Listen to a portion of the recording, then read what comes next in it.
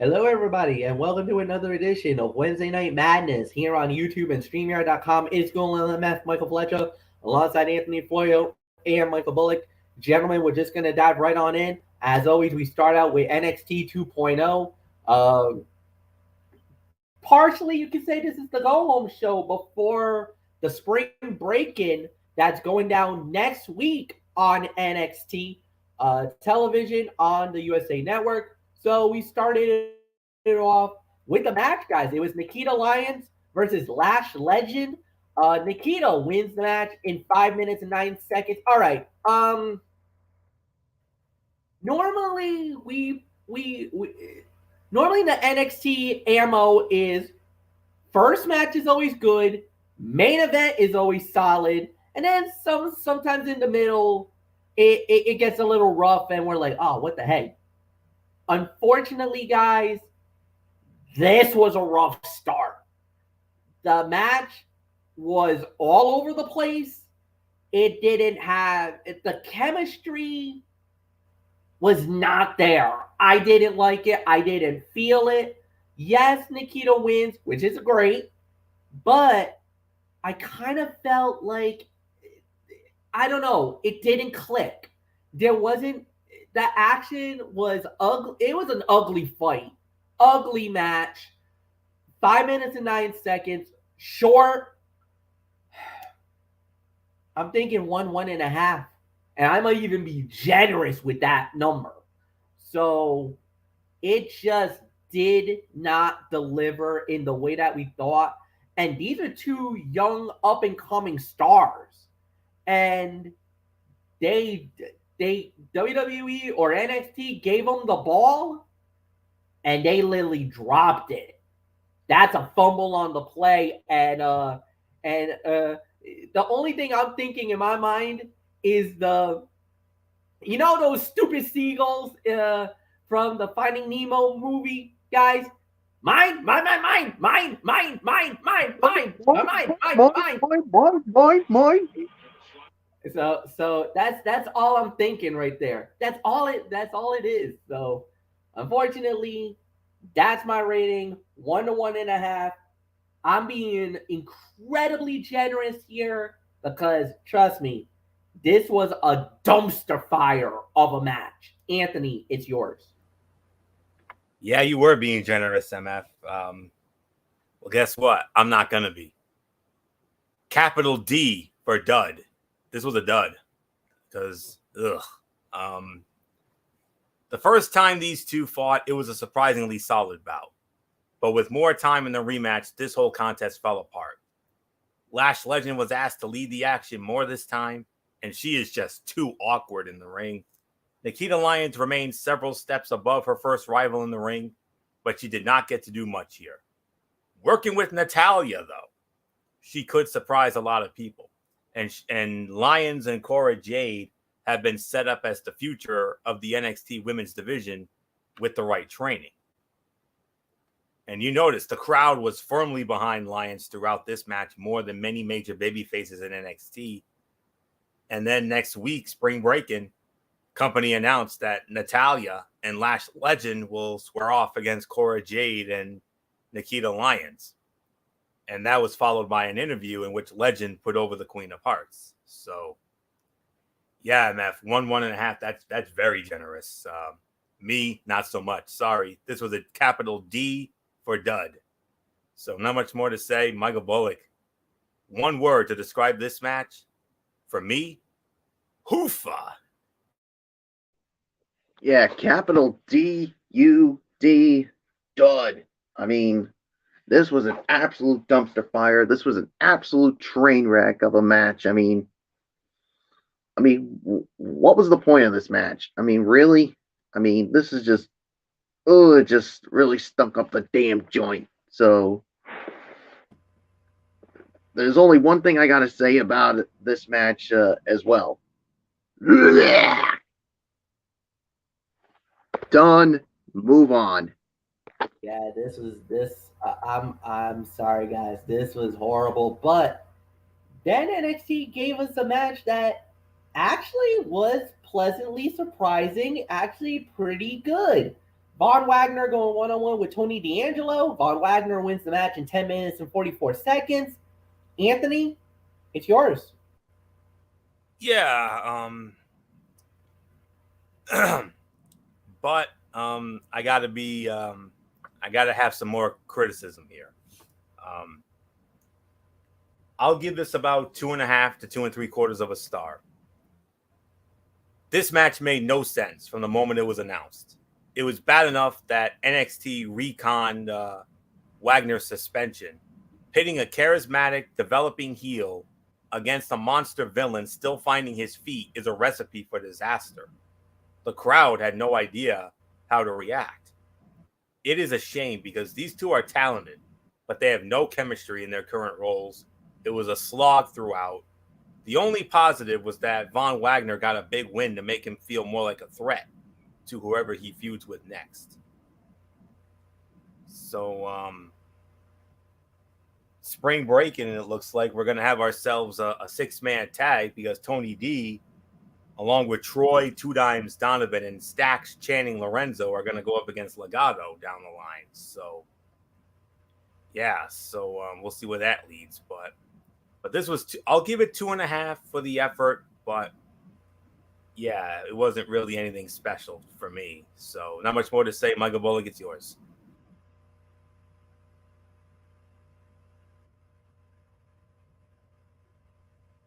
Yeah, this was. Oh man, this. I don't know what to say. I mean, I think 2.5 might be a little generous. I mean, 2.25 is my rating. I mean, yeah, the match was fine, but it just, and like you said, the crowd just was so confused, and they threw a match like this when you got a heel against another heel, a monster heel. It just doesn't make any sense.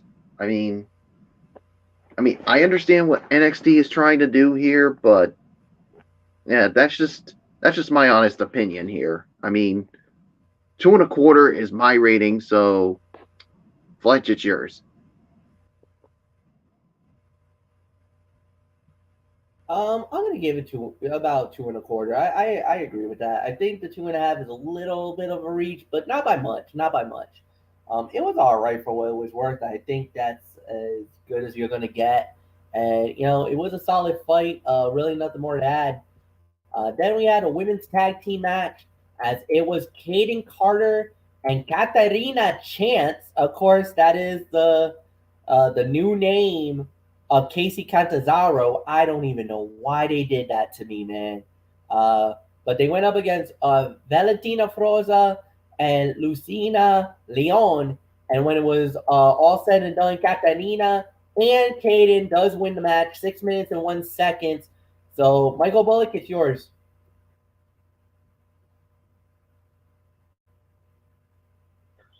All right. 2 stars is my rating. Okay. What the hell is with this name change for Casey Canizaro? I don't get it.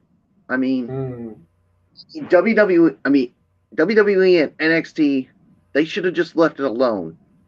But no, they had to go with this stupid ass name change, and now you're really starting to make her look like a total doofus with this name change. It makes absolutely no sense, and I wonder who came up with the name change, this name change. Anybody have any know guess? who it was. We know who it was. Come on, Bullock. Who are you kidding? We know who it was. Oh, I'm just having fun. That's why I was being sarcastic. The man who inducted your man into the Hall of Fame a few weeks ago. That's who. Are you sure it was him? Are you sure it wasn't Brother Love? Because remember, Bucky Beaver, or the Bucky Beaver. Well, I don't know if it was Bucky Beaver. I don't think it was Bucktooth. I think it was Bruce Pritchard. It right now. I don't think it was Bucktooth. But maybe it was Brother. This might have Pritchard's prints all over it though. Or as Roddy used to call, or as the Hot Rod used to call him, Blubber Love. We all remember that. Yep. That's right. Yeah. So yeah, shame on you, Bruce, for doing that. So 2 stars. Fletch, I don't know. I mean, they should have just stuck with Casey Canazaro's name. Please give me a freaking break with this crap. The thing is, and here's the factor. Let me just try to break it down for you guys. And the thing is that Casey Catanzaro, and I'm going to say this. I don't know why WWE never tapped into her success when she was in the Ninja Warrior. She was a great star, the first female to ever scale the qualifying course in in a competition. She won it. She went through the whole thing. Actually, went all the way where she got to perform in Mount Midoriyama. Now, if anybody knows Ninja Warrior, Mount Midoriyama is the pinnacle. It is the ultimate test of a Ninja Warrior spirit. You do Ninja Warrior, you go to Mount Midoriyama, forget it. That is like the WrestleMania. That is their Super Bowl. That is their World Series. That's the biggest event for them. In the United States, they replicated it. They made their own version of Mount Midoriyama in Vegas. In Because it was originally done, I believe, in the early 90s, early 2000s, and they did it every year in Japan. This is where a Ninja Warrior was created, in Japan, and it was actually one of the biggest shows for G4 Network. And thank God they're back. G4 came back, and first day there was a marathon of Ninja Warrior, and I got all the nostalgia back in it because I was so pumped to see Ninja Warrior again. The real Ninja Warrior from Japan. When they did this, that was the thing that we were talking about. And a lot of the fans were like, why did they not go that route? Why did they not, she just signed with WWE after doing the Ninja Warrior thing. Why did they not hype her more about that? And on top of that, it's an NBC network show. Why not? You're a part of, isn't the USA Network part of the NBC Universal family of networks? You could have easily slide that in. You could use some of the clips from her run on American Ninja Warrior onto NXT. And another point, Fletch. What about her performance in the Women's Royal Rumble match? Absolutely, you easily could have added that. So look, when I heard the name, because when I ran it back and I heard the name the week before, I was like, no, sweetheart. I love you. You're amazing. You already know Florio knows how I feel about you. But this, I can't embrace it. I don't see Katarina yet. I see Casey. And that's gonna be, it's such a hard sell for me. And if you notice, she kind of disappeared in the match for like a little bit before she finally got going. But that's the one thing I got a little nervous about, is that I hope and I pray that they're not about to do what I think is about to happen. I hope they don't split Katarina and Kaden on me, because if they do, somebody is about to have to hold me back, because I might go Viper. I'm just saying. And I'm gonna get my my Undertaker shovel and bury somebody's ass 6 feet under if that happens. Yeah, because I'm telling you right now, boys, if this actually happens, and if they split these two,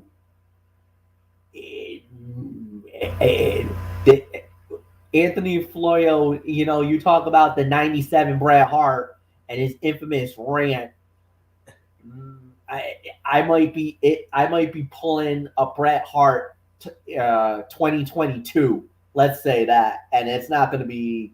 It will not be nice. I'll say that. You're not gonna get the Gorilla MF side. You're gonna get his Cerebral Viper side. Yeah. So nothing more to say. It's yours. And how long was that match for? What was that time there? I had. Let me see if I can pull it. It's over 6. You said, right? Actually, 6 minutes and 1, and I'll give it about 1.5 to 2. Yeah, about 2 here. All right. I know you guys aren't crazy about it, but Katana Chance may have a new name, formerly Casey Catanzaro, but she and Kaden Carter I thought they looked as cohesive as ever. I mean, their tag team synergy was too much for Valentina Faraz and Yelisa Leon, and they won off a combination neckbreaker 450 splash. This felt longer than it was, as Faraz and Leon still try a bit too hard in the ring.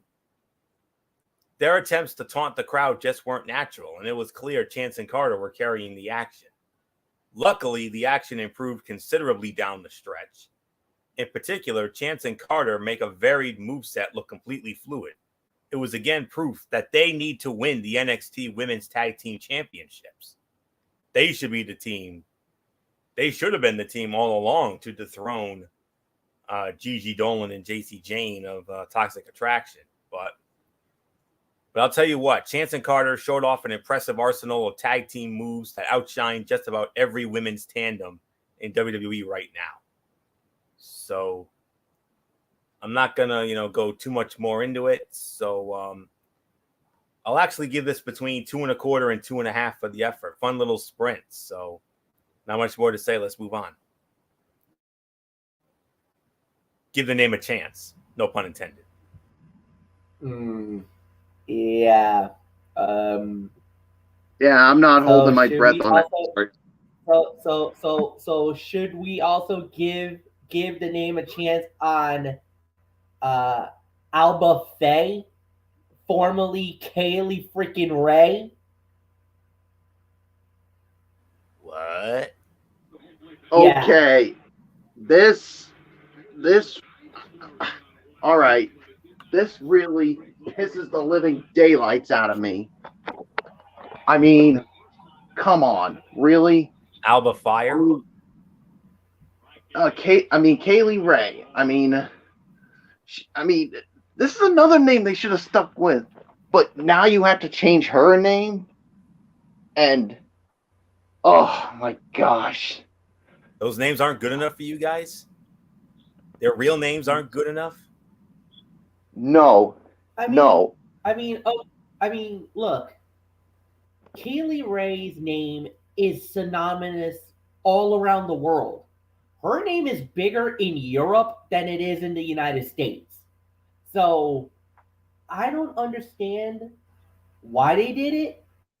I think it stinks more than anything else, because you just alienated a whole, you want to look, the reason why she was known as the Scottish Queen of, the Scream Queen of Scotland, that's the reason why, because she built her image over that. And to do Alba Fire, I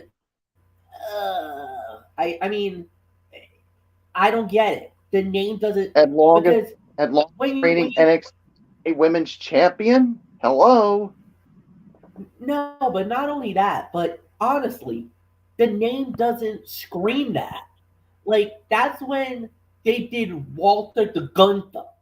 We all jumped on it. We all called him out on that. We're like, what are you doing?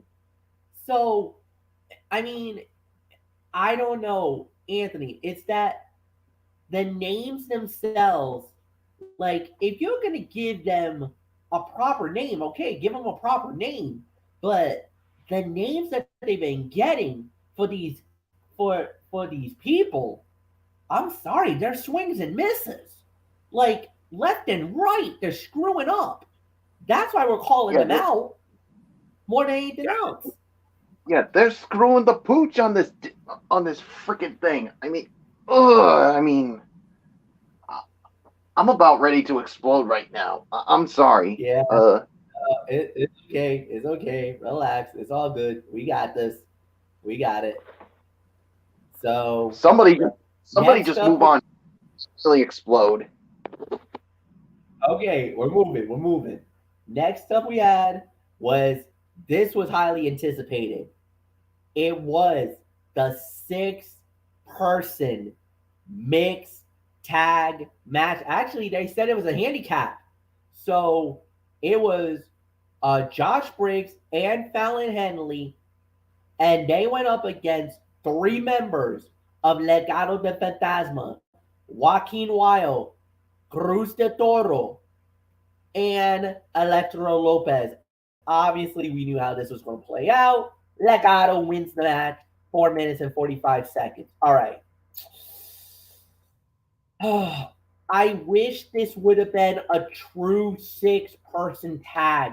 It did not need it honestly did not need the handicap rule. It didn't. I think it actually hurt that they had the handicap. It didn't need to be 3-on-2 because this isn't like Demolition versus the Powers of Pain and Mr. Fuji from WrestleMania 5. We did, that was necessary. We had it. This didn't need it. This was Legado stacking the deck on Brooks Jansen and Josh Briggs and Fallon. But I think the reason why it ended in a handicap is I think I heard there's a rumor that Brooks Jansen is in protocol. That protocol. We thought we were done with it. Apparently we're not. Damn it. So we'll have to wait and see. It does hurt because we were expecting a 6-person tag. We didn't get it. We got a handicap. Yeah, is all I say. Florio, it's yours. All right, I'm going to be a little more open here. I agree it should have gotten more time, but for what we got, this was a fun sprint, which focused on Briggs. He looked great while trying to fight against the 2 smaller men and selling the impact of their shared offense on him. It was a real star-level performance in a short contest. Fallon Henley and Electro Lopez mostly just hit a few basic moves. They got only a minute of focus in this contest before disappearing into the crowd to keep brawling. It's hard to figure out what WWE is doing with Legado del Fantasma, who played the faces recently but were full heels here. Their progression has been messy. And that's really all I can say on that. So I'll give it 2.25 to 2.5 for the effort. I see we've lost Bullock. I don't know if that was an accident or if he's coming back. I don't know, but we've lost Bullock for a moment. Okay, there we go. We lost him for a moment. I think he might have hit the wrong button. That's okay. I hit the button. All right, yeah, he hit the wrong button. As it was expected. So I'll give it 2.25, 2.5. Fun little sprint. Not much more to say. Bullock, your thoughts? Should have gotten more time. I'm sorry. I'm with Fletch on this one. This was just. Ugh. I mean, this was just. I mean, I get what they were trying to do in a situation, but no. I'm sorry. This doesn't fly with me as well. So, I mean, I understand where you're coming from, Florio, but I'm sorry. I'm more with on Fletch here. So I'm not even gonna rate this match. So Fletch, it's yours. All right. So next up that we had, hit the wrong button there. All right. So next up we had was Solo Socoa versus Trick Williams. Solo wins the match in 5 minutes and 8 seconds. Anthony. Oh, actually, no. It goes to. Or does it go to you, Anthony? No, it goes to me. You All started the right. last. Yep. Then I said. Yep. I'm sorry. I stand corrected. So it's yours, Florio. All right. Trick Williams did what he could here, but it was never believable that he had a chance. The moment Solo Socoa got going, it was clear that it was more of a squash than a full bout. Still, the action was solid enough. Both Mello and Socoa had the momentum of true contenders for Cameron Grimes. He will likely overcome both, but it is far from a guarantee. NXT could well choose to return to the A champion or highlight the immensely talented Samoan. And after the match, Mello got in the face of Socoa and Grimes, and Socoa tried super kicking the A champ, but instead caught the North American champion instead. I'll give this 2.5 stars for the effort. So not much more to say. Michael Bullock, it's yours. Oh, what did you give it, Florio? I gave it 2.5. Do you agree with that, or did I go too high? What do you think? I'm actually gonna go somewhere between 2.5. So, yeah, I mean, it was a fine match. So, Fletch, it's yours. Yeah, I'll give it about two. About two. I think 2.5 is all right. So yeah, I can say 2.5, no doubt. So the next up we had Malik Blade and Idris Adelfo, and well, we let's just say we had some very welcome guests. Normally, you would say Monday Night Raw would send somebody down to NXT just to whatever. Well, this time around, the Blue Brand sending somebody to the party, and boy, did they bring the heater. We had ourselves a war. Yeah, them boys, the Viking Raiders invade NXT, and they won the match in 4 minutes and 45 seconds. Always good to see a team representing the Blue Brand come to the party, and oh yeah, it did. So, um, yeah, there was really nothing more to add. This got really good, and look, it's always good to see them come out. Always good to see what's going on, but I don't know. So I think it is going to be very interesting, uh, and we'll see how this plays out. But I will say this: um, the door is definitely open, and I do know that they actually has alluded about maybe doing an NXT tag team title match with the Viking Raiders and with their current champions. So pretty deadly. You better watch your backs, boys. We might have a war on their hands, so we'll see. But I'll say this: to see the Raiders back on NXT might be a good fit for them, and it's also good because they're an experienced tag team. They are former NXT tag champions, so it wouldn't be anything bad. But we'll see how it plays out. Anthony, this is about maybe another 2-star affair because they won the match in about, let me see, they won it in about 4 minutes 45 seconds. The SmackDown pair dominated with strikes and power moves, finishing the bout with a double power bomb. Eric and Ivar extended hands to their opponents afterward as a show of respect, but then the Creed brothers came out to stare them down. Solid squash to reheat the Viking Raiders, who have been badly cooled off lately. It's going to take more than one win, though, and Eric and Ivar could use a second run in NXT. Regardless of how long it lasts, the Viking Raiders and the Creed brothers is a match that should get everyone talking. It'll be power against power in a way Julius and Brutus have yet to face, and it'll be interesting to see how they get on.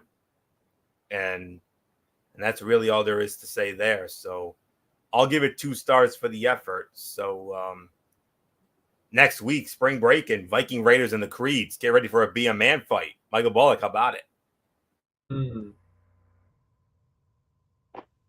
Yeah, I'm definitely up for that. The Viking Raiders and the Creed.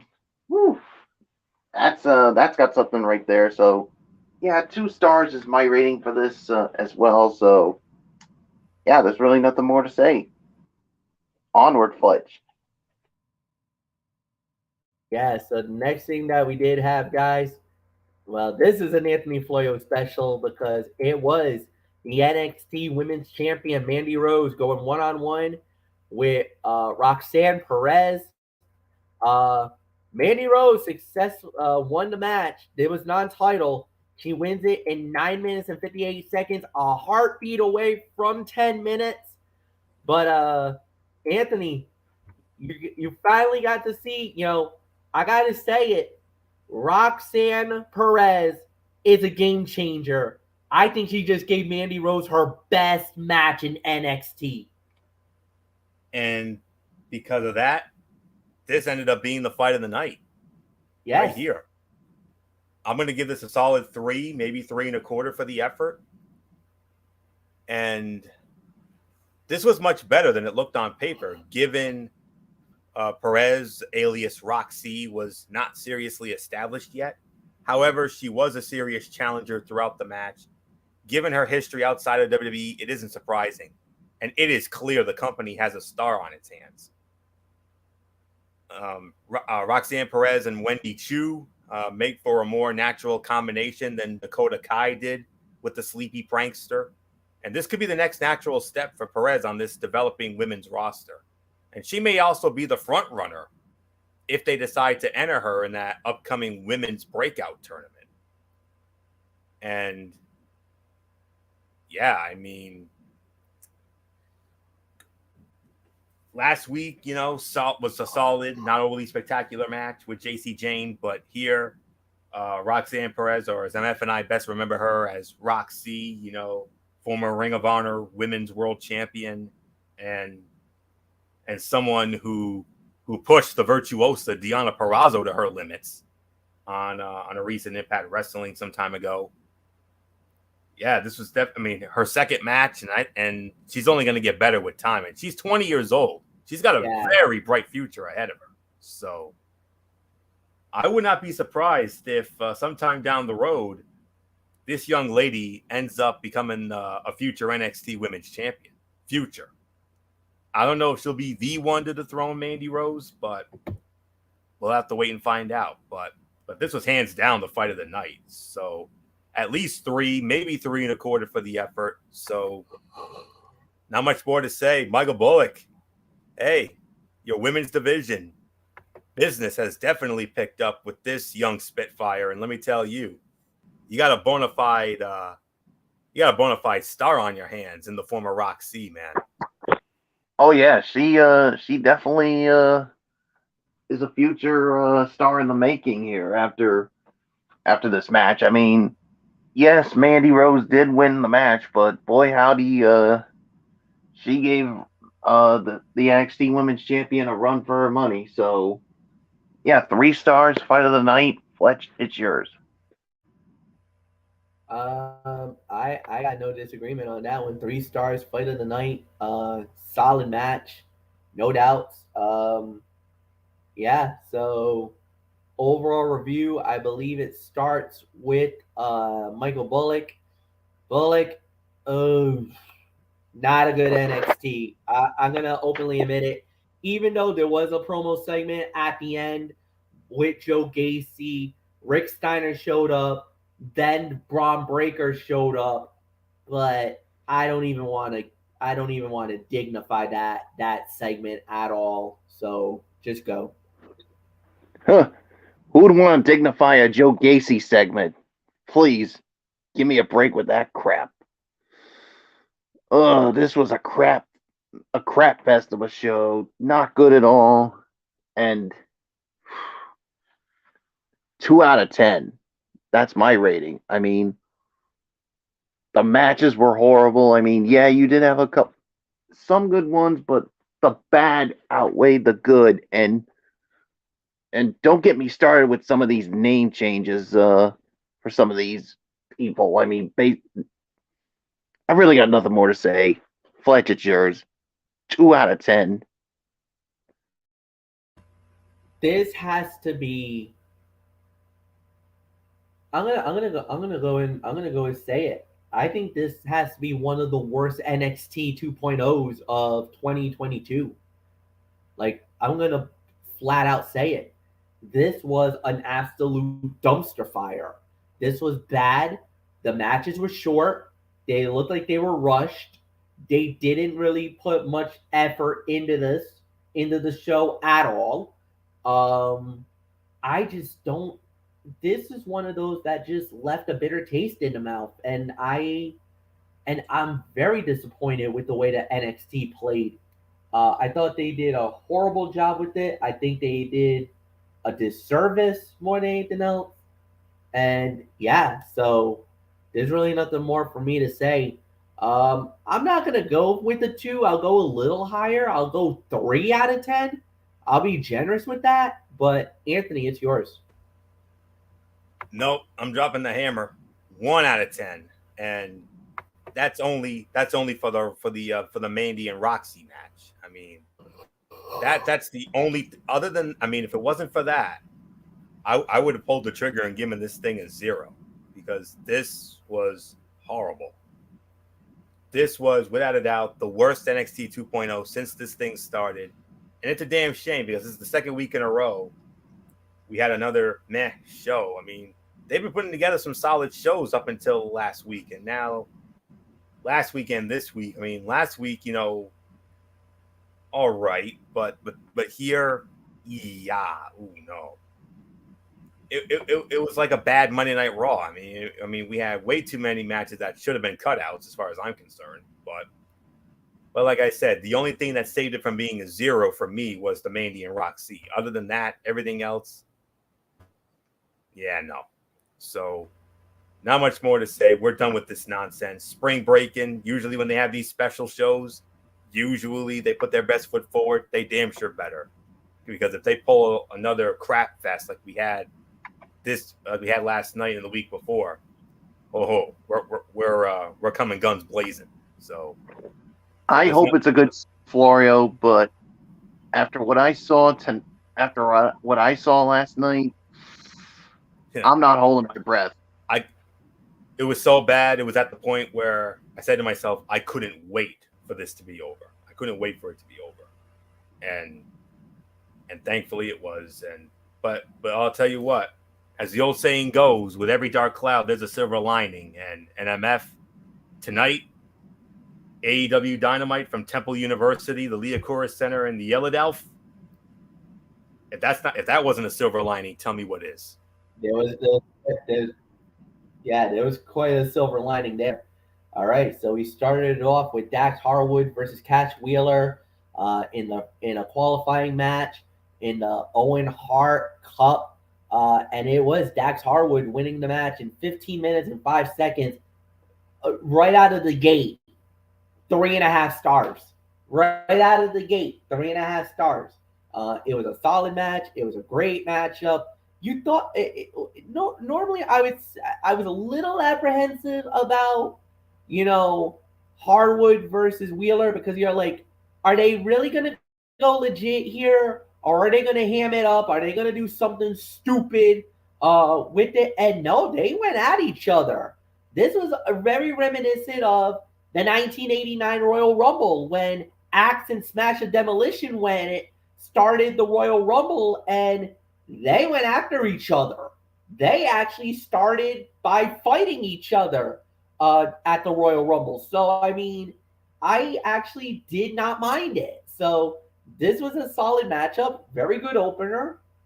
Better than anything NXT brought the entire night.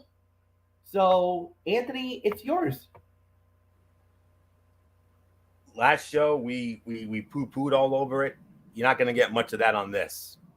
And what a way to start it off. A match as technically sound and as reverent to the Hart family as imagined. It was a fantastic bout that may not have been the 5-star affair that their recent tag team matches have been, but still lived up to lofty expectations. The contest, defined by quick pin attempts, counters, and reversals, saw Harwood hesitate to apply a sharpshooter to his partner, whose knee was racked with pain. The hesitation allowed Wheeler to roll him up. Harwood, alert, countered into one of his own for the small package win. The crowd in Philadelphia was interestingly quiet at times, not because they didn't care, but because they appreciated everything going on inside the squared circle. They were respectful and greeted the competitors with chants of FTR when the time called for it. Not a pretty high-flying match. It was a gritty and hard-fought battle between two lovers of professional wrestling and a phenomenal start to the broadcast. Harwood and Wheeler entered the arena together, partners until bell time. The competitors wore Hart Foundation-themed tights.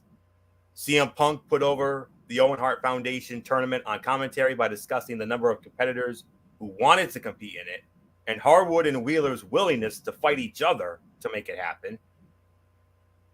You saw an errant thumb to the eye of Wheeler, intensified emotions between the two. Punk admitted to not liking FTR thanks to their history and the company they keep, MJF, and a nice callback to the feud that dominated the fall and winter. Harwood's slingshot powerbomb was a great move and led to a quality near fall just as chants of FTR rained from the stands. And one other thing that I feel needs to be addressed in this, and that is one of the moves in the match. It was the finish to WrestleMania 10. Did you notice that? I don't know who did it to who, but one guy was on top, like going for, like a victory roll, but the other guy sat on it. Roll, and he stepped in on it and held him down. Even though that didn't win the match, but still, I mean, that was the finish to the legendary 5-star Owen and Brett match at WrestleMania 10. Yeah. So if you remember, for those fans who remembers that match, that infamous fight from Madison Square Garden, it was, like Anthony alluded to, Bret the Hitman Hart versus the Rocket Owen Hart. It was the opening contest of WrestleMania 10, and it was the moment where Bret came in, got Owen, hooked him up into a victory roll.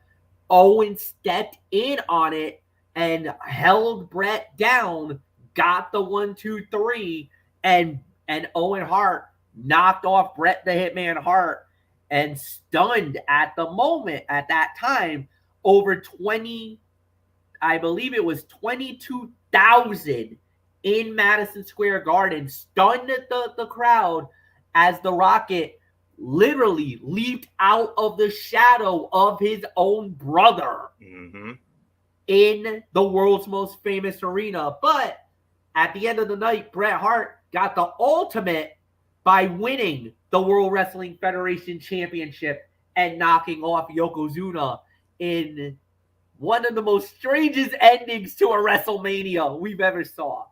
Absolutely. Yeah. And one that I'll never forget for as long as I live. And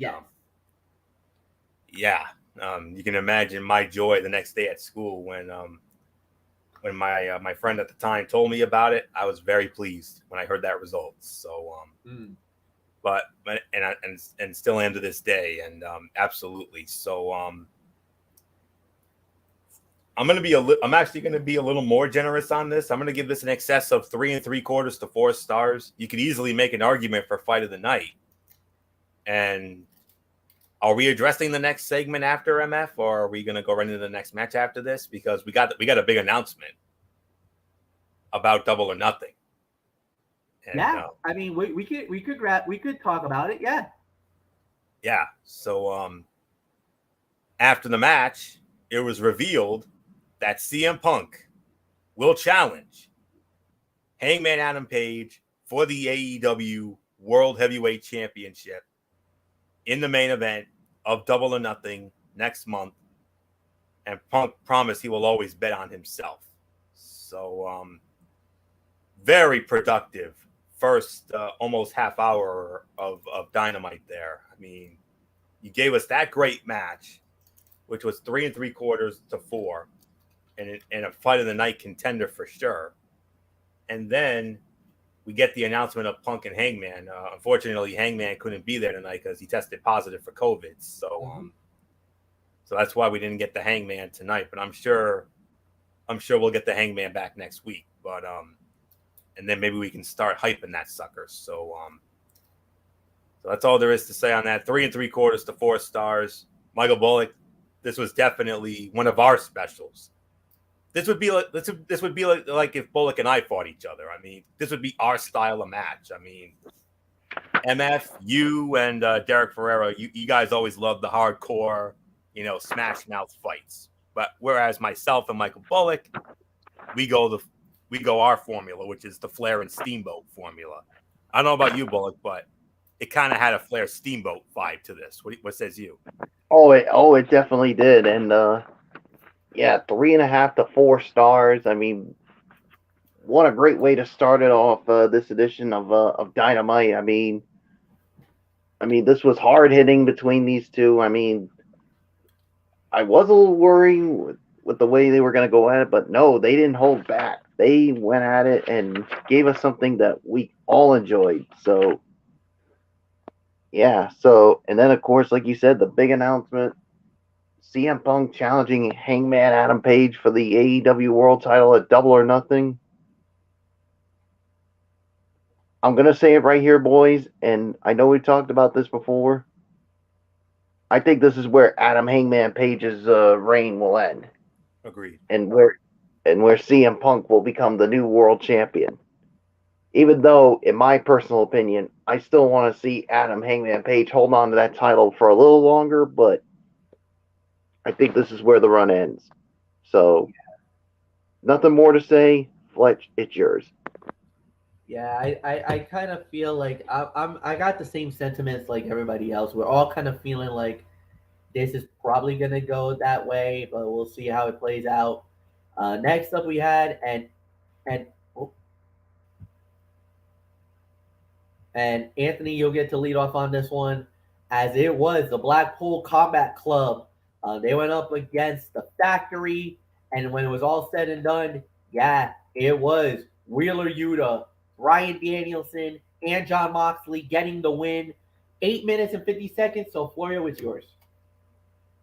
I'm going to give it a solid 3 for the effort. I mean, solid match. Its focus was on highlighting Wheeler Yuta, and it did just that. The hometown hero looked outstanding as he absorbed the punishment of his opponent, then sparked the finish with an explosive hot tag late. AEW has done an extraordinary job of building Wheeler Yuta into the next breakout star, highlighting his toughness, then surrounding him with respected ring veterans. And best of all, Bryan Danielson, Jon Moxley, and William Regal have all allowed Yuta to take center stage. Their selflessness will be the key to Wheeler's long-term success. The pop for Yuta was enormous, not only because Philadelphia is his hometown, but because AEW has done a fantastic job of building the young star. And William Regal put over Aaron Solo as a tough competitor, which is more than anyone else has done for him since he arrived in AEW. And Wheeler scored the winning fall for his team as he continued his monumental run. What a role he's been on since breaking away from the Best Friends, even though it wasn't a beef.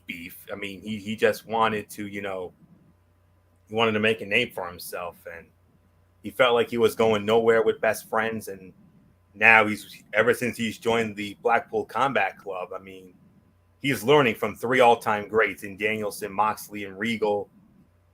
And look what it's gotten him. And on top of that, Super Card of Honor, he goes out and wins the Ring of Honor Pure Championship.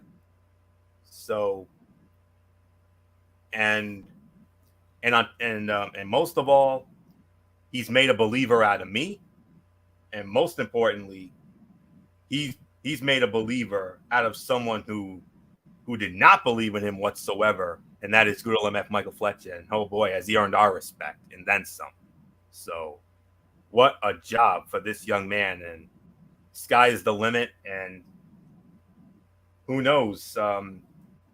Maybe a year or two down the road, he could end up getting even more. He could end up getting more long-term success. Maybe a tag team title run, maybe a TNT run, or who knows, maybe light years down the road, maybe a world title run in the near future. But we'll have to wait and see on that. But too early to tell, but at the rate he's going places. I'm telling you right now. So I'm going to give this a solid 3 for the effort. So Michael Bullock, what a role. Wheeler Yuta. I mean, Ring of Honor Pure Championship win at the Supercard of Honor at the start of this month. And then he gets accepted into the Blackpool Combat Club. And ever since then, ever since he's aligned with them and broke away from Best Friends, this young man has been on the roll of a lifetime. Oh, he's been on an absolute roll and has caught the eye of a lot of people. So, yeah, solid 3 stars for me. I mean, the Blackpool Combat Club is really making a name for themselves ever since they formed together. And William Regal definitely has something going with this group. So I'll tell you what, I mean, other groups in AEW may want to take notice. Undisputed Elite could be one of them, because this is a group here that doesn't take crap from anybody and will come at you hard and will smash you in the face. So nothing more to say. Fletch, it's yours. You guys have said everything that doesn't need to be said. 3 stars for me, solid, really good. Nothing more to add. So we're just gonna dive right into the next thing, as it was Wardlow going 1-on-1 with Lance Archer. Wardlow continues the hot run, takes down Lance Archer. The Murder Hawk monster gets taken out. They talk about everybody dies. Tonight, Lance Archer died by the hands of Wardlow. Michael Bullock, 5 minutes and 30 seconds. And Wardlow with a big win. 2.5 for the effort here. I mean, it was a hard hitting match, but I would have loved to see them get more time here. But yeah, I mean, MJF, I mean, you want to talk about a total douche. I mean, he continues to throw one person after another after Wardlow, and so far it's been a swing and a miss, and nobody enjoys it more than me. So, yeah, like you said, MJF, you can continue to run these guys after Wardlow, but you know somewhere down the line your day of reckoning is coming, where you're going to have to go face to face with Wardlow.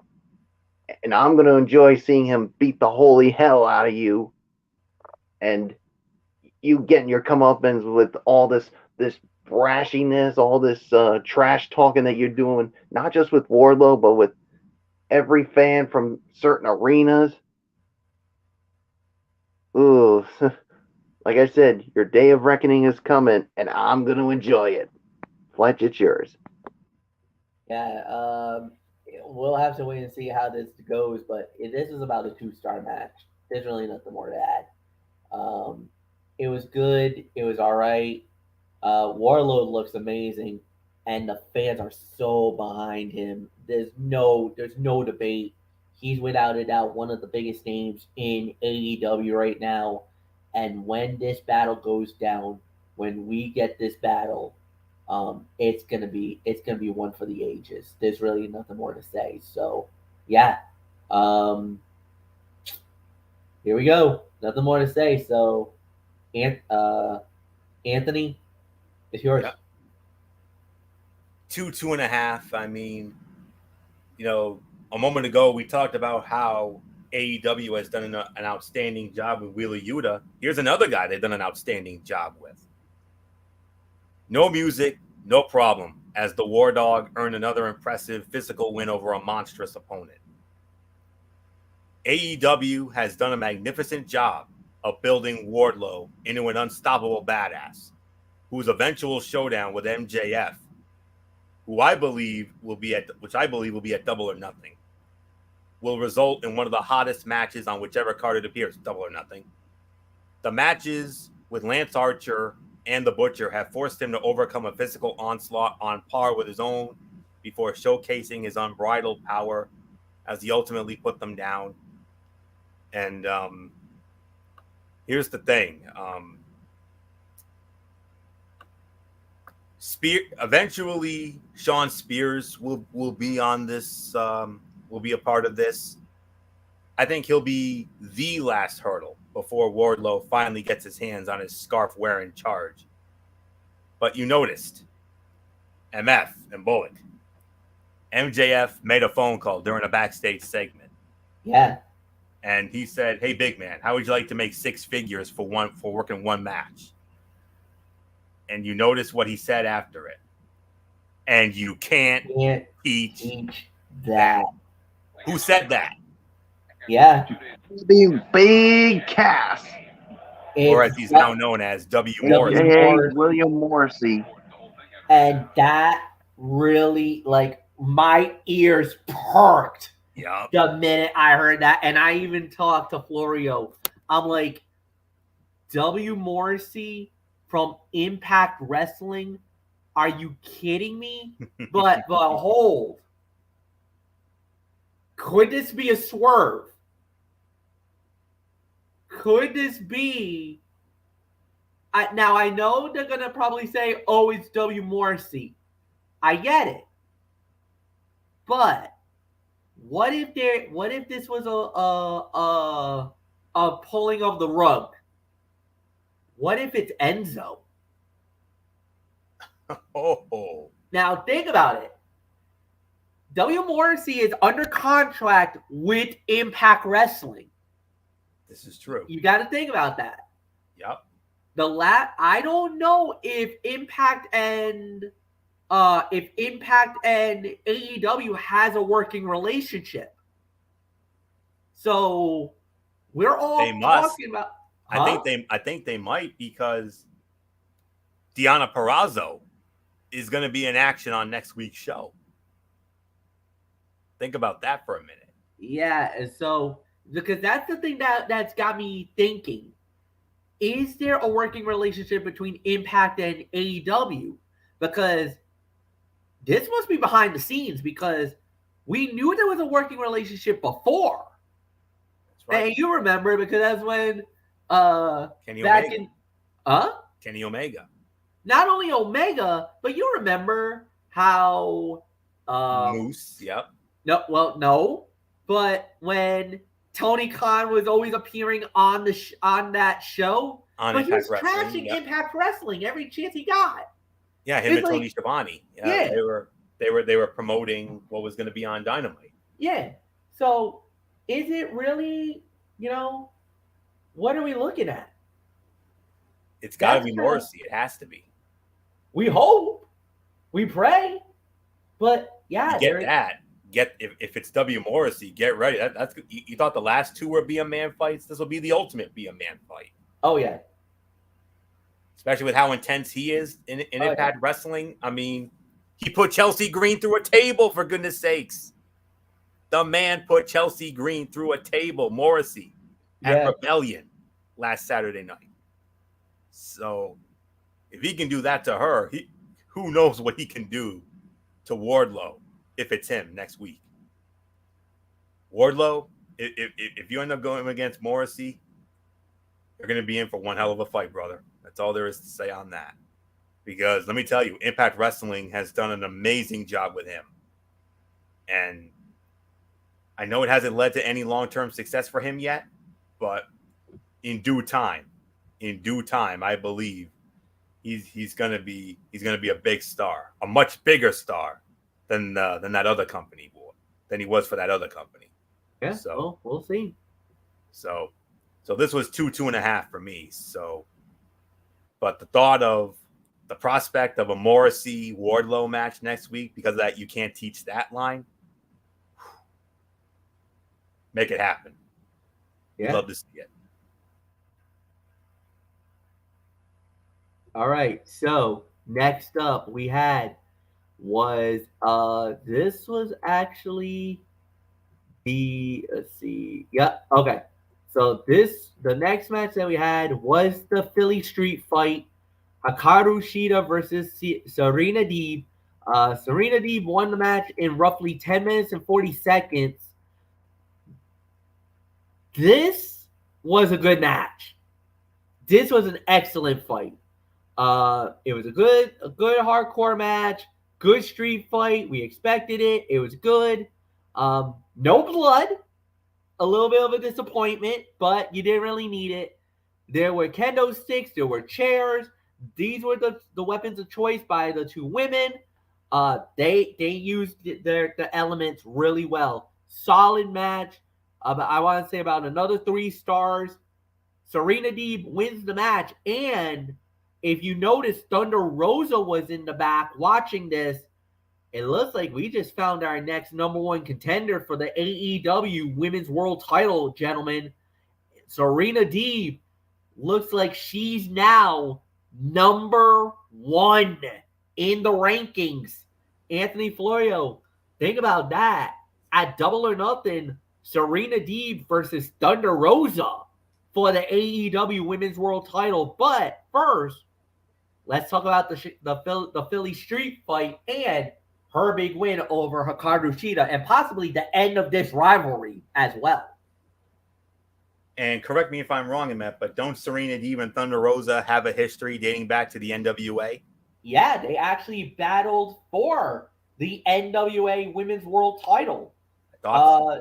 Yes, they actually battled for it, and I believe that's who Thunder Rosa took the title off of, right? Yes, she ended the reign of Serena Deeb. Serena Deeb had the belt for, I want to say it was almost almost a year or so, because she was one of the longest reigning champions. And yeah, Thunder Rosa actually ended the reign and became the women's world champion. And then of course, after that, it was your girl Camille that actually upended and dethroned Thunder Rosa to take that belt. Yep, and look where Rosa is now. So, yeah, 3 to 3.25 stars. These are 2 of the best wrestlers on the women's roster. But, I mean, yes, it was a good match, but here's the thing. I do have to throw in some constructive criticism here. They absolutely should have had a hotter crowd for this blow-off match. Unfortunately, their appearances were inconsistent and the feud was only heated up on occasion. And it hurt the audience's ability to invest consistently. And the result was a very good match that was not accompanied nearly by the reaction that it should have been. Hopefully, Hikaru Shida and Serena Deeb can both find greater roles for themselves moving forward, because their talent is too great to be wasted on spot matches. And there is no question about it. I would have to say for right now, you got to consider this the biggest win for Serena Deeb when it comes to her AEW tenure. And I believe possibly Double or Nothing, I think we will see a renewal of a great NWA women's rivalry when I believe Serena Deeb will be the next challenger for Thunder Rosa and the AEW Women's World Championship. So I wouldn't mind seeing that in Vegas next month as part of Memorial Day weekend. So not much more to say here. 3.25. Good match, yes, but it could have been better. It was a solid match, but it was just not overly spectacular. So not much more to say. Michael Bullock, definitely the biggest win for Serena Deeb in her AEW tenure. And it's very likely that she'll be the next in line for Thunder Rosa and the Women's Championship, which I believe will be at Double or Nothing. What says you? Yeah, I definitely say the same thing. I think this is where Serena Deeb is going to be the next challenger for the AEW Women's World Title in Thunder Rosa. So, yeah, 3 stars for me. So, yeah, there's really nothing more to add to it. So, Fletch, it's yours.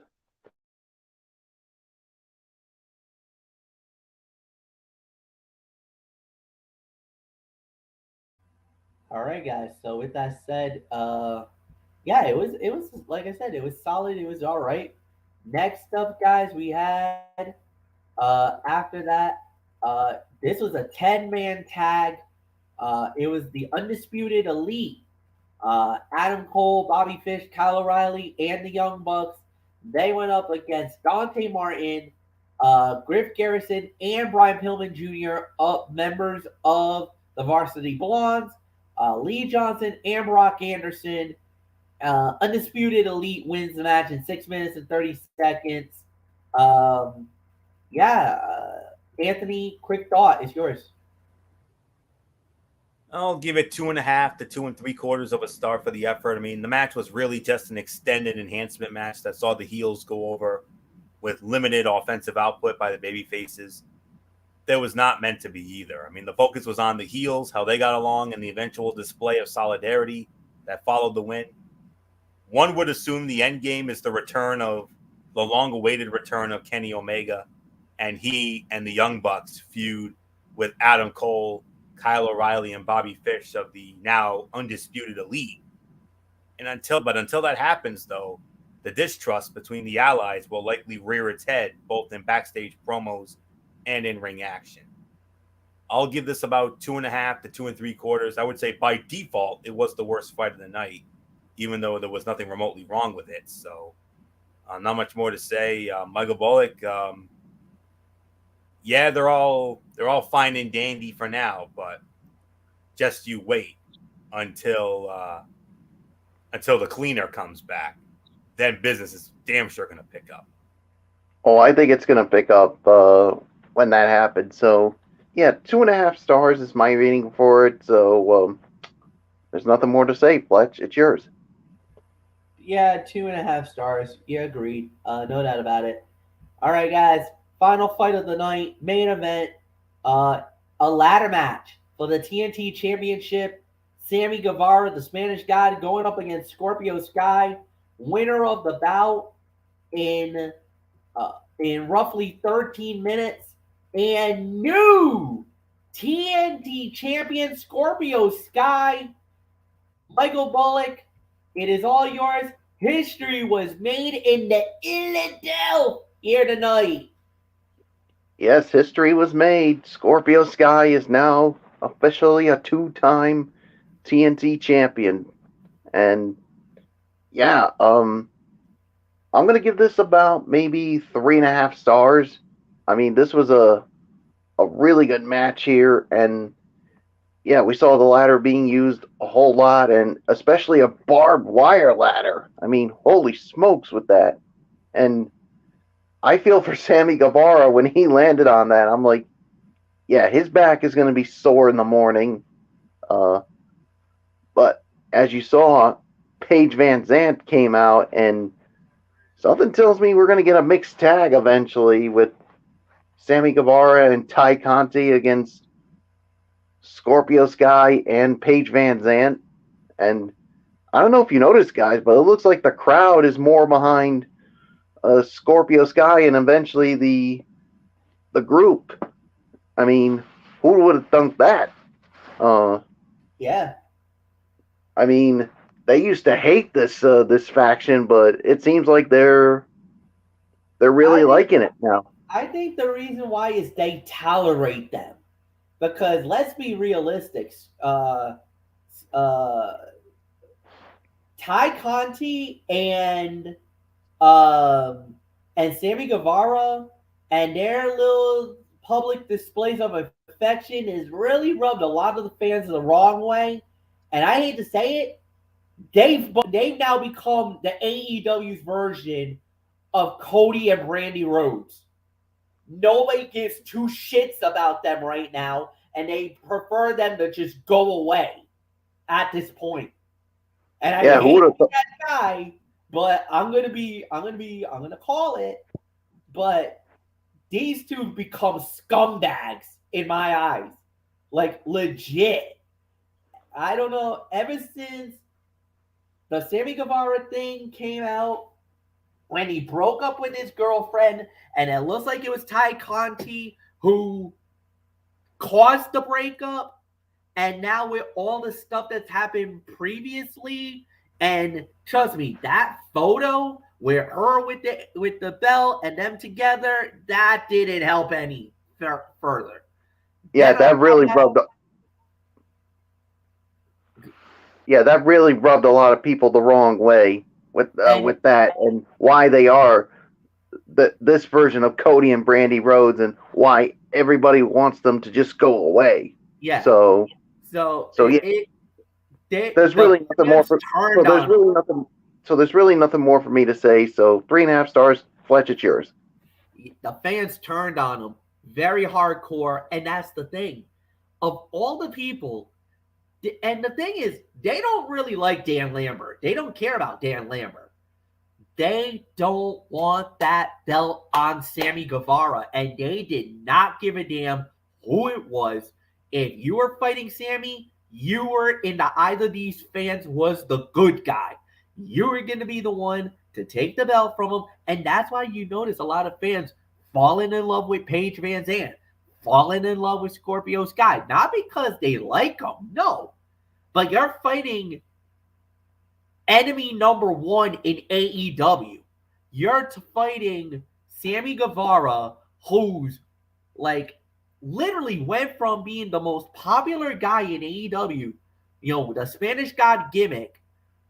Now he's just full of himself, thinking, hot girlfriend, the belt is his. He's living life like the best. Yeah, well, guess what, bro? You just lost your meal ticket. You just lost the belt. Now what you gonna do? So that's what I say about that. But yeah, I've never seen anything like it. But the thing is that the fans are the fans, and they will cheer for you or they'll boo you, and they don't give a damn. So right now, you're in a bad spot. But that's the thing. The reason why they were cheering for him, not because of Scorpio Sky and because Paige Van Zandt. No. They tolerated you because they hate Sammy Guevara and Ty Conti right now. Like, you want to talk about nuclear heat? These two got it. The fans were not for it, and I'm so glad we got a new champion. 3.5 stars. Anthony Florio, it's yours. Second best fight of the night. I'm giving it 3.5 stars as well. AEW has always done a fantastic job of treating titles like they are the most prestigious thing in the sport. However, the manner in which it has played hot potato with the TNT Championship in recent months has hurt it. Some will argue that the competition over it is so strong that no one can hold on to it. But it also means no one can ever really establish the prestige of the title through a lengthy reign because it switches hands every few weeks. Look back at WWE in the summers of 1999 and 2009 for just how much a title loses when it switches hands every few weeks. For a company that usually nails main events, and no, don't get me wrong, this was a very good main event, but I kind of felt it was a bit of a rare miss that because it tried too hard to be too much, rather than just letting two wrestlers wrestle. But Scorpio Sky is awesome and is now a 2-time TNT champion with a match against former partner Frankie Kazarian on the horizon. So there is that to look forward to at least. Guevara crashed and burned on a scary spot just prior to the final commercial break of the night and never quite looked the same. Ty Conti and Paige Van Zandt played chicken, climbing on the backs of their rivals before fighting back to the mat. And there was a barbed wire wrap ladder, probably because someone thought that this rivalry needed it. That's where I came up. That's why I said they tried too hard. Yeah. But other than that, great ladder match though. Absolutely. But that's the only small little criticism I have. But it was a 3.5 star main event. History made, and good for Scorpio Sky. Great moment for him. He's got the belt, and hey, it's going to be a battle of former partners of SCU. Love that entrance theme. Love that entrance. Frankie Kazarian called the shot, and Scorpio was honored him and said, "If I win that title, you're the first man to get the shot." Scorpio came out. They both looked at each other. You could say that was kind of an SCU style shake. So it's going to happen sooner rather than later. Scorpio Sky versus Frankie Kazarian going at it for the TNT Championship. So yeah, they honored him.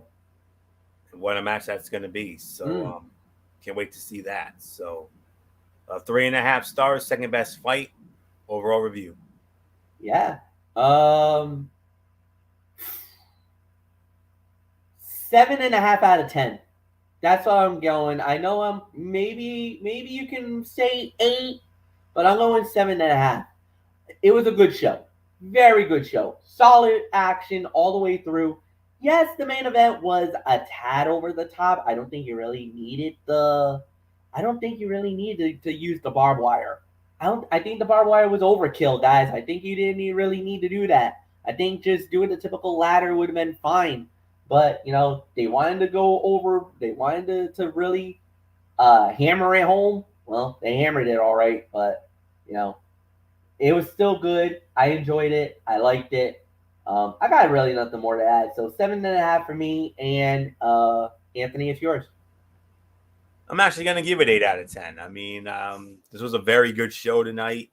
I think the opener was the fight of the night with Harwood and Wheeler. That was definitely the fight of the night for me. Main event, second best fight. All the matches were solid to good to great. I mean, nothing remotely bad. I mean, you can make an argument for the 6-man tag, maybe even the Archer and Wardlow matches, but other than that, everything else was good. We had some great angle advancement, and Bullock sent us in our Talking Wrestling TXN messenger chat that this show tonight was heavily rewritten because of Hangman Adam Page not being there tonight because of him testing positive for COVID. So, but hey, it worked. It really did. Credit to them for doing what they did on the fly, and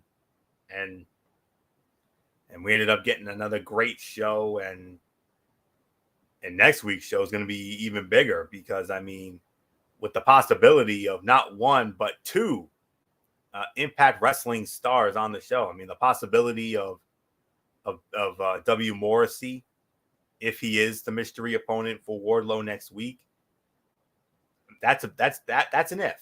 But we do know we are going to see the virtuosa Deonna Purrazzo. Yes. Because she is the Ring of Honor Women's Champion, and she's going to be squaring off against the interim Ring of Honor Women's Champion, Mercedes Martinez. That is going to be something else. And this match is also high stakes because I do cover Ring of Honor. Yes, you do. The winner of this one becomes the undisputed Ring of Honor Women's World Champion. It doesn't get any better than this. And Deonna, let me tell you, for Deonna, I mean, with all due respect to Mercedes, Deonna definitely needs it more because remember, MF, as I messaged you the other night, Deonna Purrazzo lost the Reina de Reinas championship at the Impact Rebellion pay-per-view to Taya Valkyrie. Yeah. Taya got the belt back. Yep. The greatest women's champion in AAA has reascended to the crown. La Loca's got it back. Now is what's next for her because now they're doing all this Triple Mania stuff. Triple Mania 30 in Monterrey is coming up, and it looks like there's actually some stuff that's happening with that because we just found out that the mixed tag team titles are going to be up for grabs, and believe it or not, the Spanish God Sammy Guevara and Ty Conti are going for those belts. Ooh. So yeah, they're actually going for those titles, and so I'll keep you posted. I don't know when the show is supposed to be. I think I heard it this Saturday, but I'll let you know. I'll keep you posted if I hear anything. But Triple Mania 30? Huh? Triple Mania 30 in Monterrey. I just looked into it. There's going to be 3 different events of this. Yes. And yes, MF, the first one will be on your birthday this Saturday. Happy birthday to you. Yeah. Then that's going to be at the Estadio de Baseball Monterrey. And then June 18th at the Estadio Caliente in Tijuana. And then the other will be on October 15 at the Arena Ciudad de Mexico in Mexico City. That's the one. That's the big one. The one in Mexico City. Because that's the real Triple Mania. Yes. And so the way they're doing this is like this. We'll say it like this. This first one. Well, hold on. Bullock has something he wants to say. Yes, Bullock? Go ahead, Bullock. Yeah, 8 out of 10 for me with this. So I just wanted to get that off my chest. All right. Okay. Well, okay. Thanks, Mike. Yep. It's an 8. It's definitely an 8 out of 10 for me as well. And yeah, we can get back into this. So what were you saying? So, okay. So what I was alluding to was that the 3 Triple Manias. This is kind of like their version of, we got it. It's kind of like the WrestleMania Backlash. Then you get but because this time around, what we're getting is through 3 different nights, 3 different events, 3 different times. So there's the Triple Mania Monterrey, Triple Mania Tijuana, and then there's the Triple Mania 30 that's going to be in Mexico City. This is first time ever. They've never done this before. So basically, you could say this is their version of like Royal Rumble, SummerSlam-ish. Then the next one will be another one of those type of events so they're going to try to treat this as like a big 4. Yeah, they certainly are. Yeah. So, and I'll get into it on Friday because I've obviously with this, I'm going to do a preview about it. So Mikey's you'll get Mikey's mindset. Yeah, so you'll get it on Friday night. All right, looking forward to it. So yeah, so there is that, and I mean, you thought tonight's show was stacked. I mean, you thought tonight's show was stacked. I mean, next week's show. I mean, especially with those possibilities. I mean, we don't. I mean, I think it's going to be W. Morrissey, but you're thinking maybe it's a swerve. I don't know. We'll have to wait and see. But what we do know is, for those of you who have not seen the virtuosa Deonna Purrazzo, you're going to be in for a real treat. Let me tell you, because I mean, the way WWE criminally underutilized her in NXT to where she is now. Credit to Impact Wrestling, credit to AEW, credit to Ring of Honor. I mean, you can make an argument she is the best women's wrestler in the world today. And you're going to see that firsthand against another phenomenal talent in Mercedes Martinez. Here's another one who was criminally underutilized in NXT. And look what we're going to get. We're going to get those two to be, and one of them will become the undisputed Ring of Honor Women's World Champion. So, wow. Can't wait to see that.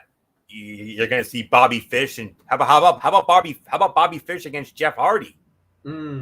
That's going to be in an Owen Hart tournament qualifier. So, I mean, man, they are definitely stacking this show next Wednesday night, and I mean, if Morrissey shows up, I mean, oh my goodness, I mean that is. Oh, business is going to pick up for damn sure. And I just can't wait to see it. So, but Purrazzo, you're going to be in for a treat on that. So, yeah. not much more to say. So 8 out of 10. And MF, I'm very curious. What are we going to do about what do we have on the docket for TXN Sports World? Because there isn't really much of anything because there's only one Stanley Cup playoff matchup that is confirmed. Yeah. And that's going to be the Edmonton Oilers against the Los Angeles Kings. And we Should have we one. just wait a week? You even said it. I don't know if there's gonna be much to work with. So we might have to sack it, and then, but here's the thing: weeks after that, we got a lot. So because we're gonna have the draft. Did you want to do a quick Bulls corner here while we're here? Yeah, I guess. I mean, let me just get the stats and everything set it up. I'm already ahead of you.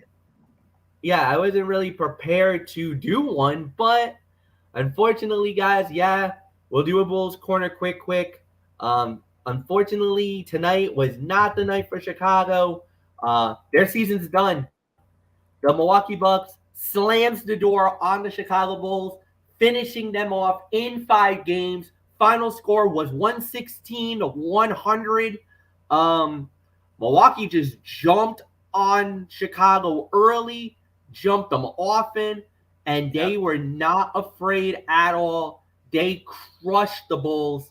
But look, I think we can all agree Chicago was playing very short-handed here. As many of you guys know, Zach LaVine was taken out, injured, under COVID protocol. Then we found out that, Alex Caruso could not play because he actually was still dealing with an injury. But when it was all said and done, Milwaukee just absolutely did what they needed it to do. They handled their business. And it wasn't really Giannis that really killed them this time around. Yes, Giannis got his points. Well, Giannis slammed the door on Chicago. 33-point performance. Brook Lopez had 12 points. Bobby Portis, absolute thorn in Chicago. He went nuts again. 14 points. Drew Holiday had 10. Patrick Covington, he had a great game with 20 points, and Grayson Allen, 13 points in his performance. And Milwaukee slams the door for Chicago.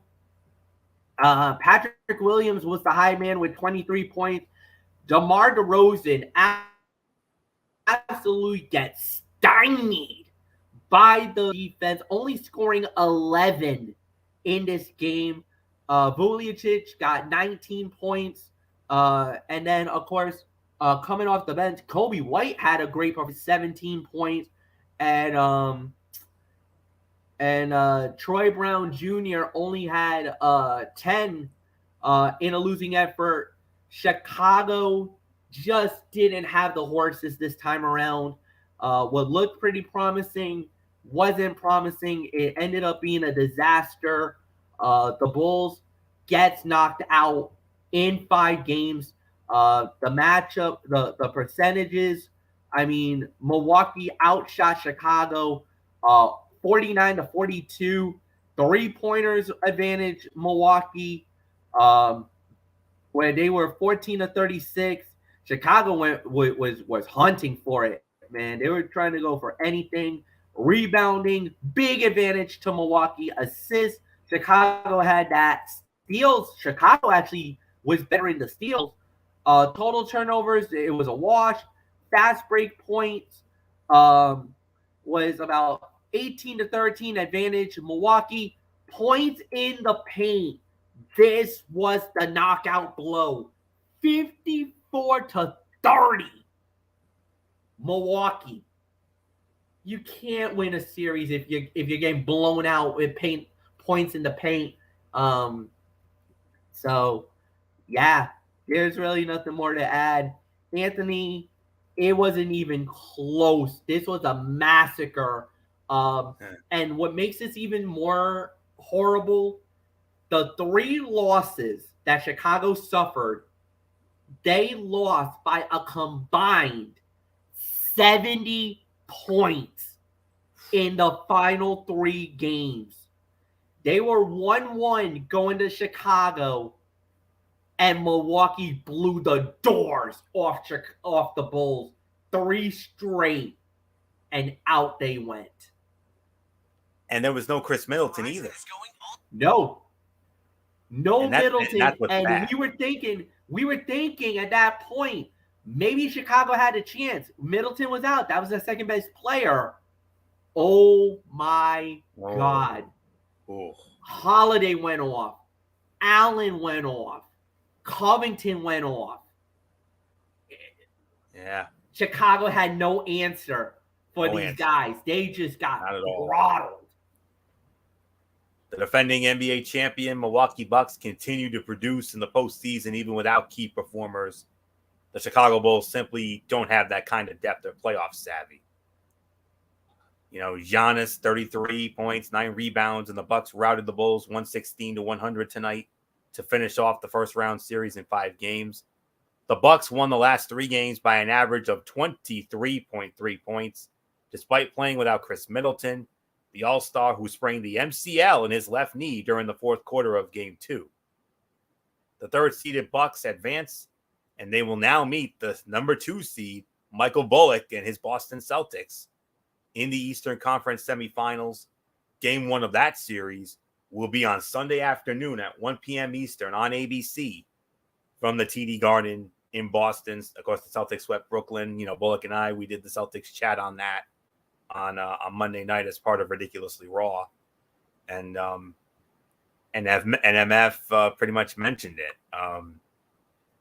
Giannis, 33 points and 9 rebounds. Bobby Portis had a double-double, 14 points, 17 rebounds. Drew Holiday, 10 points, 9 assists, 5 rebounds. Nice stat line there. Pat Connaughton, he was a killer off the bench. 20 points for him. MF, your former Dookie, Grayson Allen, stuck it to us. 13 points and 5 rebounds for him. And for the Bulls, Patrick Williams, nice step-up performance for him. 23 for him. Nikola Vucevic, double-double, 19 points, 16 rebounds. DeRozan got shut down, 11 points, 7 assists. Not too bad.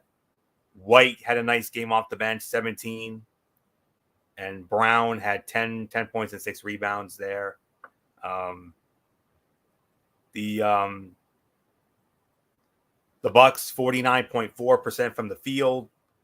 Chicago, 42.4% from the field. The 3-point shooting, that was Milwaukee. They shot 14 of 36 to the tune of 38.9%. Chicago was 15 of 52, 28.8%. The free throws went to Milwaukee, 16 of 20, 80%. Chicago, 7 of 11 for 63.6%. The rebounding edge went to Milwaukee, 51-37. 7-6 on the offensive boards for Milwaukee, 44-31 Milwaukee defensive. 24-23, Chicago won the assist battle. Chicago also had 12 steals. Milwaukee had 10. The Bulls had 3 blocks. The Bucks had 2. Both teams committed 16 turnovers. The only encouraging thing MF for this was for Chicago. They outscored Milwaukee in point-off turnovers 26-12, but that's the only good thing we did. Fast break points, 18-13 Milwaukee. And like you said, MF, points in the paint, 54-30 in favor of Milwaukee. Bucks committed 13 fouls. Chicago 18. Chicago's largest lead was only 1. Milwaukee's largest lead was 29. So, yeah, we had no chance in this series, MF. We're lucky we even won a game. I mean, we're lucky that we even won a game. So, but nonetheless, congratulations to the Milwaukee Bucks. They advance. But for Michael Bullock, hey, he gets more Celtics chats, so that's good for him. But hey, MF, like I mentioned earlier, you know, dark cloud, silver lining. Yes, dark cloud here, but we got a major silver lining coming up because we're going to be coming back next week, whenever it starts, with the return, for the first time in 5 years, the return of the Rangers Roundup. Oh, yeah, and we're going to be getting ready. We're just waiting to see who our opponents is going to be. It's either going to be the Washington Capitals or it's going to be the Pittsburgh Penguins. We know that much for sure. Yeah. We know the first round Tonight, the Rangers did play their penultimate game of the season at losing to the Montreal Canadiens. Now, wait, hold on. Don't panic because I know everybody's going to be like, well, what happened? No. 7 starters for the Rangers did not play, including Alexander Georgiev. He did not, Igor Shestankin did not play. Anteri Panarin did not play. Mika Zibanejad did not play. Chris Kreider did not play. 7 Rangers did not play here tonight. They wanted to rest. They wanted the rest. And we needed the rest. Huh? Resting the starters. And a quick shout out to Chris Kreider, the inaugural recipient of the inaugural Mr. Ranger Award. Yes. Awesome stuff. Not only that, but also we want to also give a shout out to, I don't remember who won it for the. There was another award that the Rangers gave out a couple of nights ago, which was also a pretty big award for the New York Rangers. Okay, so we'll find that soon enough, and yeah. So I mean, it's we was it the Stephen McDonald Extra Effort Award? Yes. Okay. Yep. So all right. So I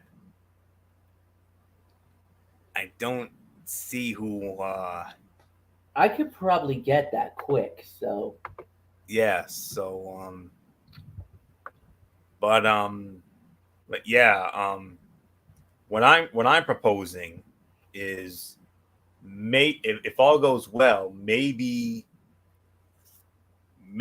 perhaps we could do, I don't know, maybe a special Sunday night edition of TXN Sports World, push it back to Sunday night. Actually, just to let you know, Anthony, Chris Kreider, the 2021-2022 Stephen McDonald Extra Effort Award. And he also won the Mr. Ranger Award in honor of a Ranger legend in Rod Gilbert. So, and he was awarded that prior to tonight's game against the Montreal Canadiens. So in the Garden. So what a year for him. I mean, it's been a great year for him. And to all you hockey writers out there, take note. If that guy is not in the Hart Trophy consideration, something's wrong with you. Oh yeah, he at least needs to be a nominee. I don't think he's going to win it because I honestly think right now, I mean, Matthews. Oh my God, there's too many guys. There's so many guys who could get this. I mean, Matthews. I'm leaning towards Austin Matthews because he scored 60. Yeah, 60 goals. I mean, it's not often we hear that number anymore, but not in this day and age. But hey, 60 goals for Austin Matthews. The other name I could think of is Connor McDavid. Right team, wrong guy. Leon Draisaitl. Oh yeah, also him. Yeah, you're right. Yeah, he needs to Draisaitl could also get it too. Yeah. So what I'm getting at is that I think Sunday night we should probably do a special Sunday edition of TXN Sports World because you got big plans on Saturday night. Wink, wink. True. And I want to talk to you about that after the show. So sure. Yeah. So but anywho, I motion that we should maybe do a special Sunday show if you're available. Hopefully your work commitments don't get in the way of it. Actually, no, I'll probably be fine. It was just we'll probably have to do it early in the early, but yeah, we could do it. Oh, okay. Yeah, that's good for me. So because of the fact that the Stanley Cup playoff matchups aren't ready yet, well, but except for one, which is the Edmonton Oilers and the Los Angeles Kings. I mean, that's confirmed. And we only have one second round matchup in the NBA, and that's Milwaukee and Boston. So yeah, probably by Sunday we'll have everything all set because Sunday we could do the previews. Then after the Stanley Cup. The Stanley Cup. But I think the NBA should be done by then. You would hope. We would. Yeah, because Miami advanced. Miami advanced. And we got to Milwaukee wait. and Boston's done. So the only thing is Philly and Toronto, and East. hopefully Philly will wake up and finish the job, or else, oh my God, are we about to have ourselves one of the biggest choke jobs in NBA history? Yeah, and we got potential for 3 clinchers tomorrow. Philly has a chance to put away Toronto tomorrow. Phoenix has a chance to put away New Orleans, and Dallas has a chance to put away Utah. Mm-hmm. And then Memphis has a chance to put away Minnesota on Friday. Yeah. And Golden State right now is in a dogfight with Denver. Golden State trying to put away Denver. Golden State wins, then they go through. Yep. So we'll and they get the winner of Memphis, Minnesota. So we'll wait and see. So hopefully everything will be done by Sunday, and we can definitely do the Stanley Cup. I mean, that's because that definitely needs to be addressed. And yeah. Not just the Rangers, but everything else. And let me tell you, that Eastern Conference, I think the Eastern Conference is going to be the most exciting Eastern Conference playoff race ever. All 8 teams, 100 or more points. Can you believe that? Yes. Never been done before. It's going to be a dogfight, and some of the matches we're going to have. I think we're going to be doing a lot more Eastern Conference stuff than the West. So that's definitely something to keep an eye on. MF, did you cut out or something? Just briefly, but I'm back. I'm back. All right. I think we're going to be doing a lot more Eastern Conference stuff this time around than the West. So, oh, yeah. Because, I mean, every team, 100 or more points, that's never happened before. That's unheard of.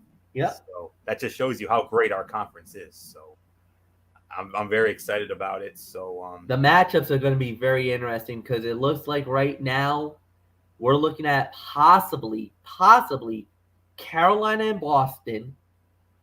Depending on what happens, either the Rangers are going to play either the Penguins or the Washington Capitals.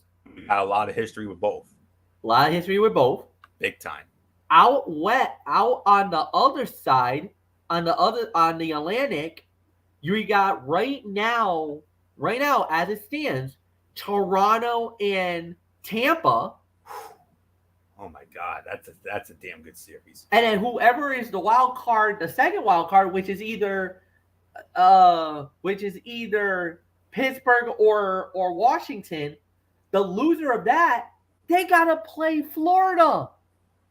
And Florida right now is the best team.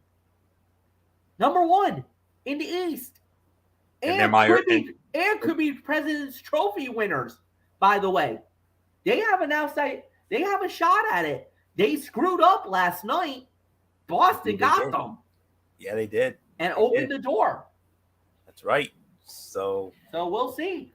Yep. So we can definitely get into that on Sunday. And then we'll see about the second round. I mean, we got 1 second rounder all set, and that's Milwaukee and Boston. Hopefully the other 3 series will be ready by Sunday.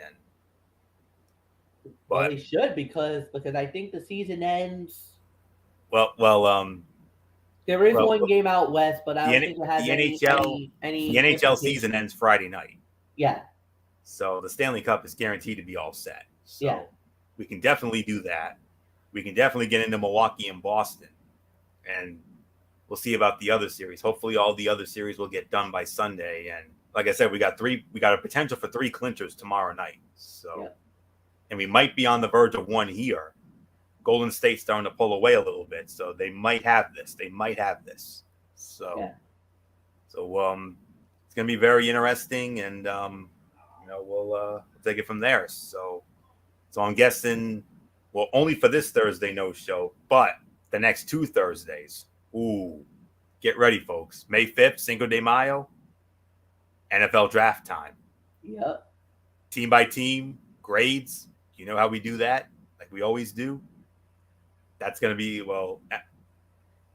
I know you'll be looking more forward to that show, Emma, because I know how much you love the NFL draft. I know you're going to be following it from wall to wall and all that. But the following week, May 12th, that's my show. the NFL, our annual NFL schedule release special. Yes, it is. Oh, cannot wait to find out. And you know how we do that? We go week by week, the notable games that we recommend you we strongly recommend and encourage you to check out. Oh yeah, it's gonna be that's gonna be some big fun, babe. So not much more to say here. It's been a wild and crazy night, but boy howdy, it's all worth it. MF, glad you're back. I know it's been a very very busy few days for you, but I'm glad to have you back. And with you back in the fold, business has damn sure picked up. Let's go. All right, and we will indeed, and we'll see you guys. Well, as you guys saw, so Friday will be Cerebral Smack Talk. We'll be back. We'll cover SmackDown Live, AEW Rampage, and we'll do the preview for Triple Mania Monterrey. And then now Sunday, guys, hopefully we'll have TXN Sports World because we will preview the NHL playoffs and maybe the NBA. We'll see how the remaining series are going. But other than that, that's it. So until then, have a good night, everybody. We'll see you guys on Friday.